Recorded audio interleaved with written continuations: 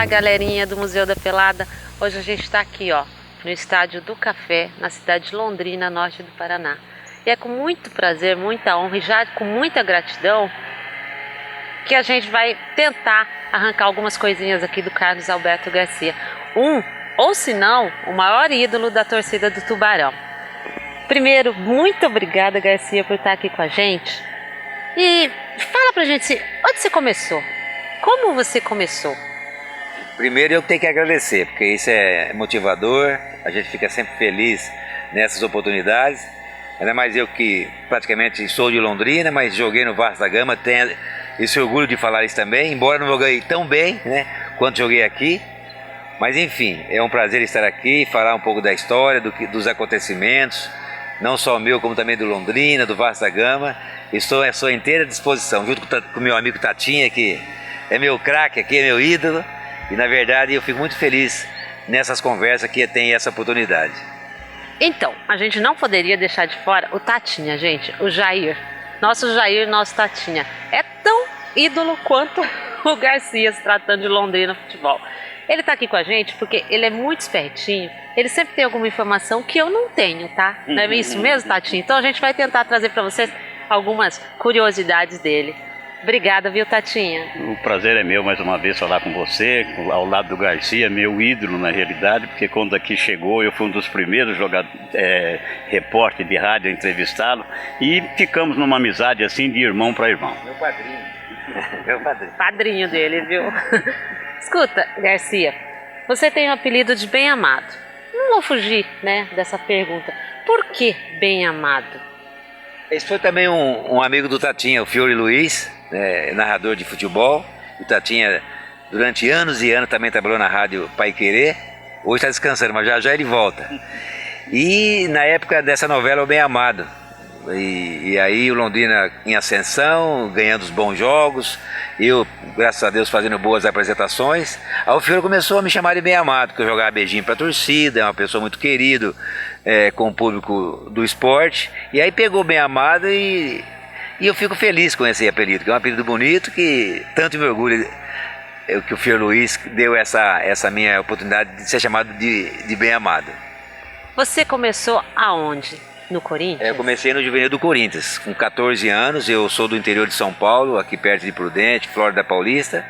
E então com 14 anos que eu fui para São Paulo fazer teste no Corinthians. Na época tinha Baltazar, tinha Luizinha, tinha Cabeção, enfim, tinha Rivelino que já jogava futebol. Enfim, e aí fiz um teste, passei e fiquei lá no Corinthians durante 6, 7 anos. E foi tão bem a minha presença lá como infantil, jogador juvenil, que eu fui convocado para a Seleção Brasileira de Júnior, de 73. Nós somos campeão do mundo na França, junto com o Rondinelli do Flamengo, Geraldo do Flamengo, Carlos Alberto Pintinho do Fluminense. Na época do Vasco não tinha nenhum não. E eu fui pelo Corinthians, pela Seleção Brasileira. Então eu tenho muito orgulho de dizer isso e fazer parte dessa história humilde que eu tenho no futebol. Humilde. Gente, ele já fez gol, ó, nada mais, nada menos, tem Falcão, tem Rivelino, né? Então não é pouca coisa não, né? Ele é muito modesto, né? Mas vamos, como é que você chegou aqui no Londrina? Deslancha pra gente toda a sua história um pouco. Eu quero falar pouco, você e o Tatinha, por favor, nos agracie com as histórias de vocês. É justamente isso, que eu fui fazer teste do Corinthians, aí fiquei muitos anos lá treinando, me preparando, né? O Baltazar, que era o cabecinha de ouro na época, tem estátua lá hoje no Parque São Jorge, que até chegou a jogar na Seleção Brasileira. Ele disse que na cabeça eu podia ter assim alguma oportunidade boa no futebol, que era muito bom na bola alta, no tempo da bola, na testada. Então isso eu me profissionalizei, eu treinava muito com ele lá em relação à cabeça. E aí no Corinthians, como meu destaque, não consegui jogar no time titular, aí o Londrina me contratou na época, já Ciscaf, enfim, vários diretores que tinha no Corinthians, no Londrina, foram em São Paulo e me contratou junto com o Paulo Rogério, goleiro, junto com o Marco Antônio na época, e viemos aqui para Londrina em final de 75, início de 76. E pela nossa sorte também, tinha muito corintiano na época, hoje também tem ainda, mas antes era 80% do torcedor londrinense era corintiano, e isso me ajudou muito, porque eu vim do Corinthians, o Londrina começou a ganhar, e aí caiu na graça da torcida. O Marco Antônio Ponto Esquerda caiu muito mais do que eu, mas ele foi embora e eu fiquei, e até nisso eu tive sorte. Tatinha, ajuda a gente aí, Tatinha. Ele fala muito em sorte, né? Garcia foi um ídolo assim que o Londrina, o torcedor jamais vai esquecer.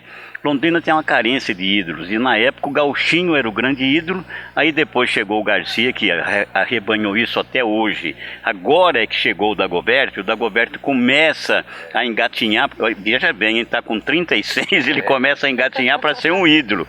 Por onde passou, ele sempre se apresentou muito bem, mas agora no Londrina é que o Dagoberto começou a chamar a atenção do torcedor, como o Garcia chama até hoje. O Garcia só não joga até hoje por causa da idade, mas ainda, né, o joelho não deixa, ele joga bote para não ter problema, sabe? Que era bola pesada e tal, então se o joelho dói, eu não sei como é que pode jogar aquilo, tem que fazer exercício, né?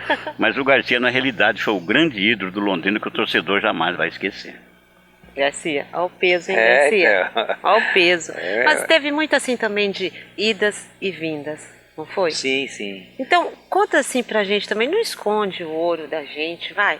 Mas a história melhor que eu tenho com o Tatinha é que em 81, aqui no Estado do Café, no título paranaense, Londrina e Maringá, que era a maior rival da época, Londrina e Maringá, como é hoje Curitiba e Atlético lá na capital.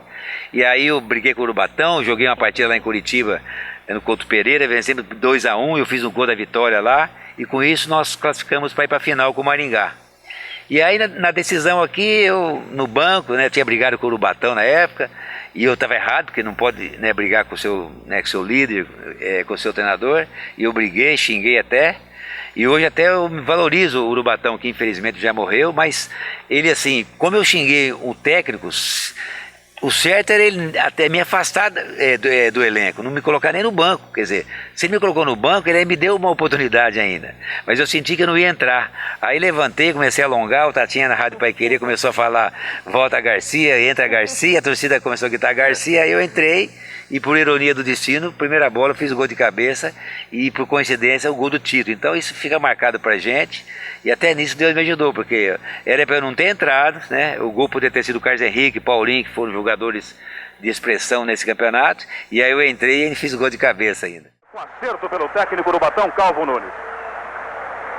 A entrada do carismático Carlos Alberto Garcia no lugar de Nivaldo. Carlos Henrique, levantando bola, o arremate, gol!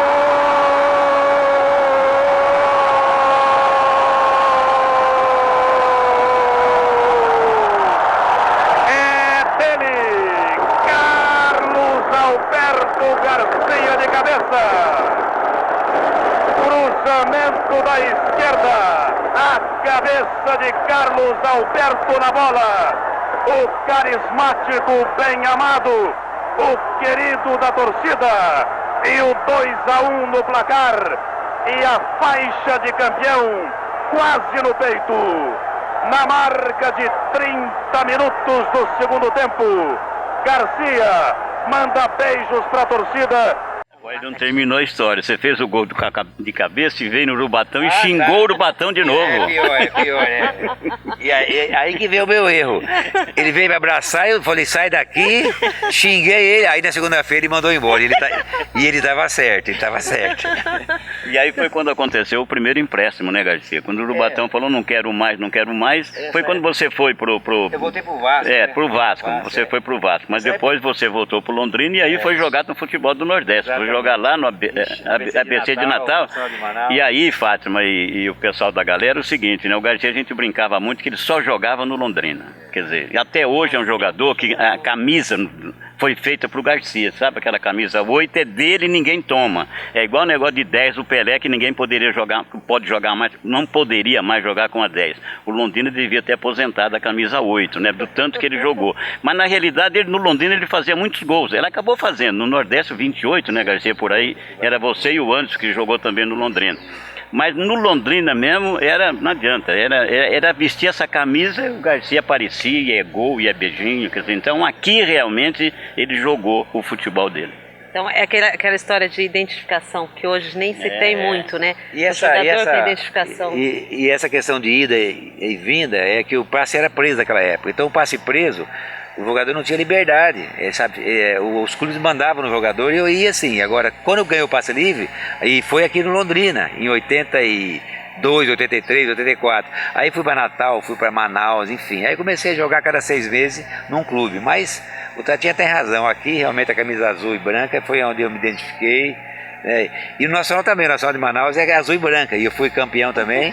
Então essa aí é uma coisa de ironia do destino, mas realmente Londrina para mim foi a equipe que eu mais me destaquei. Você vê o que é coisa de ídolo, né? Ele jogou, saiu, voltou e não saiu mais, ficou em Londrina, parou de jogar e trabalha até hoje em Londrina e não perde um jogo do Londrina, gosta mesmo do Londrina. Assim deveria ser o próprio torcedor de nossa cidade, porque hoje um time que está disputando um campeonato brasileiro, quando ele estava na Série C nós tínhamos aqui 10, 12, 15, 20 mil pessoas. Hoje um time do Londrina disputa uma Série B, talvez até dependendo dos próximos resultados. Quem estava para cair ontem, hoje está disputando praticamente para chegar entre os 4, dependendo dos resultados. E não vem a campo 1.500, 1.600 pessoas. Isso é um absurdo. Aí entra a questão, no seu ponto de vista, Carlos Alberto, o que acontece para que contribua com isso? O afastamento, de certa forma, do torcedor, que é uma coisa assim tão visível, não só aqui no Londrina, né, Tatinha, mas eu acho que os torcedores hoje eles estão um pouquinho afastados. Você acha aí alguma explicação lógica para isso? O futebol mudou muito, né? Tá muito profissional, tá muito negócio, tá muito mecanizado. E outra, o público, o torcedor, aqui no Estádio do Café não, que não tem segurança, sabe, tranquilo, traz família. Mas tem outros divertimentos também para a sociedade, sabe? Enfim, e como virou um negócio, né? Pessoas ganhando dinheiro com isso, o público fica se afastando, porque né, o público se sente usado, né?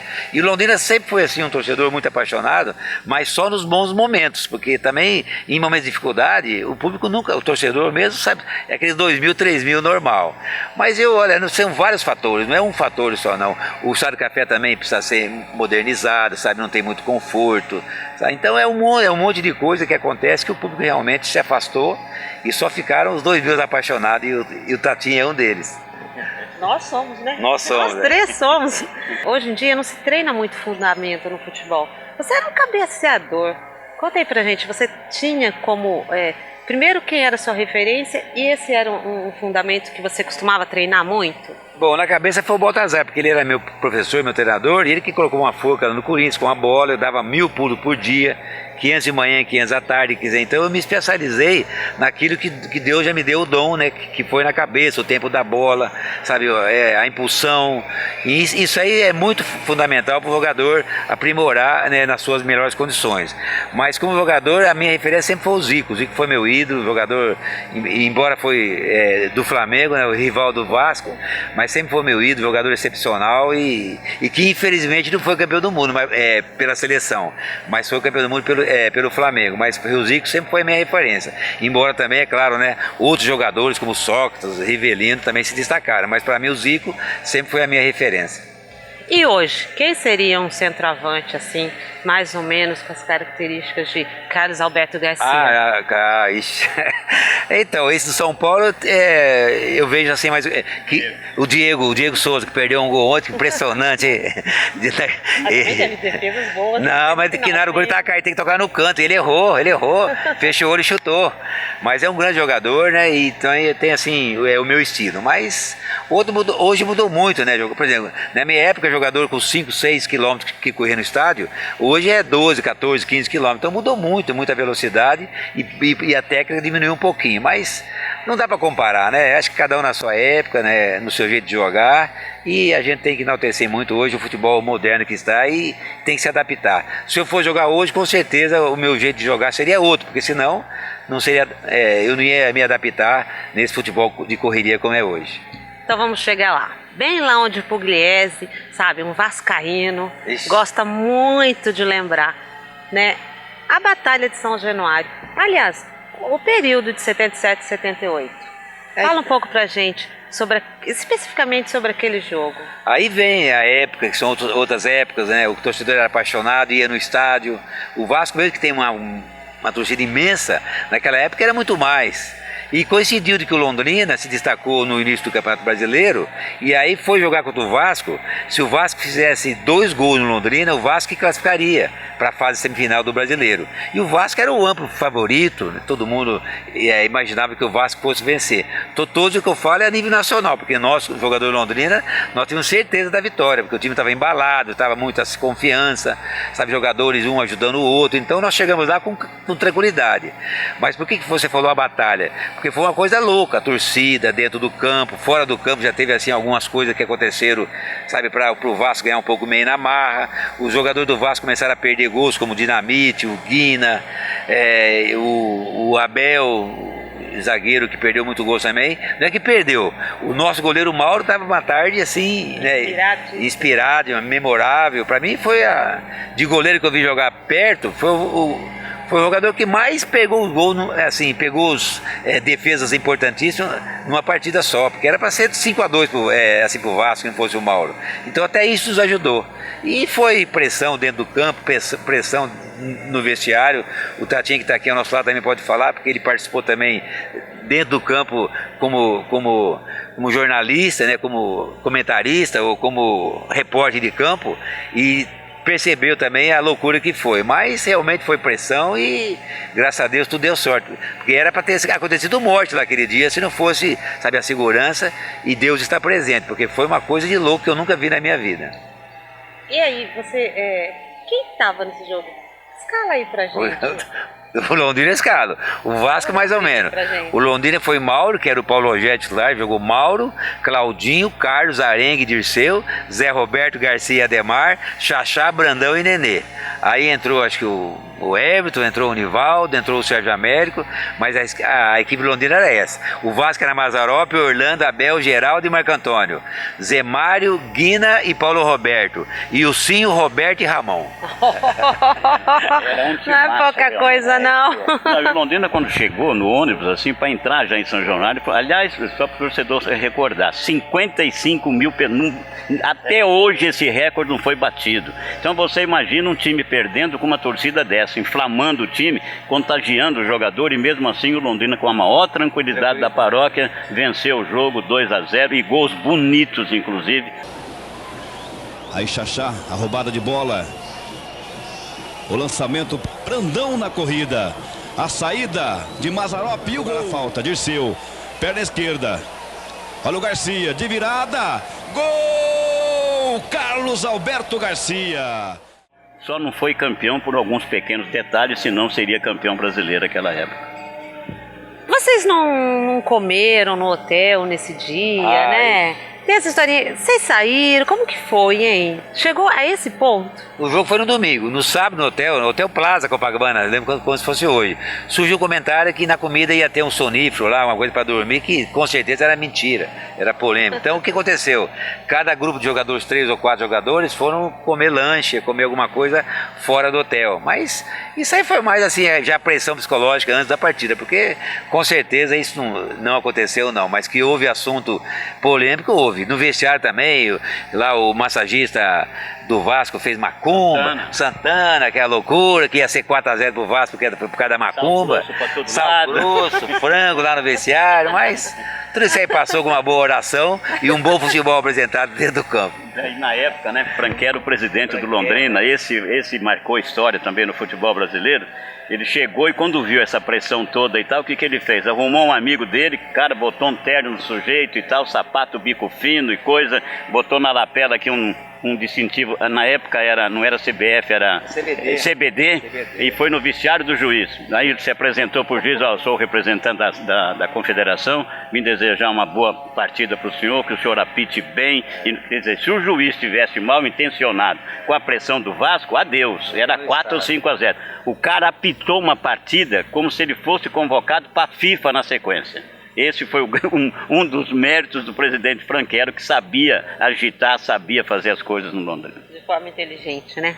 Garcia, pra gente já começar assim ir pro final.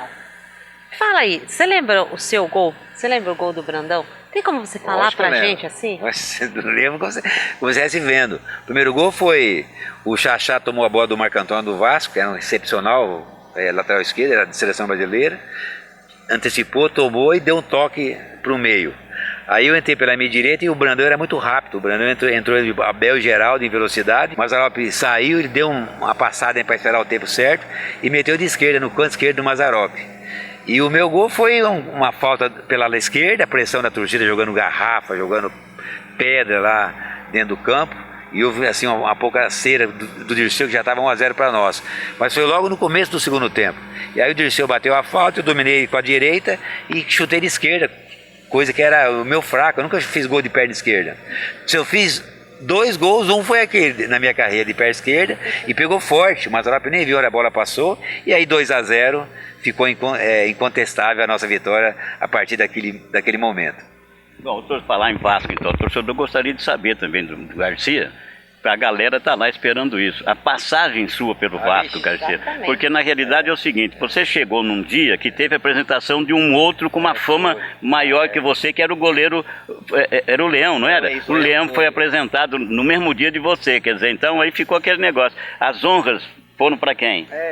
E o Garcia ficou em segundo plano nesse jogo. E para piorar a situação do Garcia, ele vai contar, vai confirmar, chegou a jogar até de lateral, marcando o Júnior, marcando não sei quem, coisa que o Garcia para marcar é brincadeira. O senhor levantou, eu não sei marcar, eu não sei correr como o Dirceu corria. E aquilo psicologicamente me abateu um pouco. Mas eu reconheço que no futebol naquela época também já era, o Vasco sempre foi grande, sempre foi uma grupo de peso, monstro mesmo, e eu tive dificuldade de jogar porque o Vasco na descendência e o Flamengo crescendo. Então, era muito difícil eu me destacar, tendo um jogador assim, na minha opinião, um jogador médio eu não fui, mas para jogar no Vasco tem que ser um pouco melhor do que eu fui, mas cheguei na hora errada, eu acho que eu devia ter ido para o Nacional. Garcia, obrigado mesmo, tá? De novo, agradeço imensamente, é um orgulho pra gente, tá? Eu acho que não só pro torcedor do Londrina, mas pro torcedor do Brasil inteiro, tá? Porque futebol não é feito só de grandes ídolos, né? Futebol é feito de pessoas, né? E a gente sabe, a gente que está aqui em Londrina, a gente sabe ver que eis aqui o cara, tá? Muito obrigada, tá bom? Aí, Brasil, um pouquinho do Garcia para vocês, tá? Tatinha, muito obrigada, Tatinha. Vocês viram, né? Se não fosse o Tatinha aqui, coitada de mim. Um grande abraço, Sérgio, um grande abraço, pessoal do museu. Muito obrigada, tá? Tchau.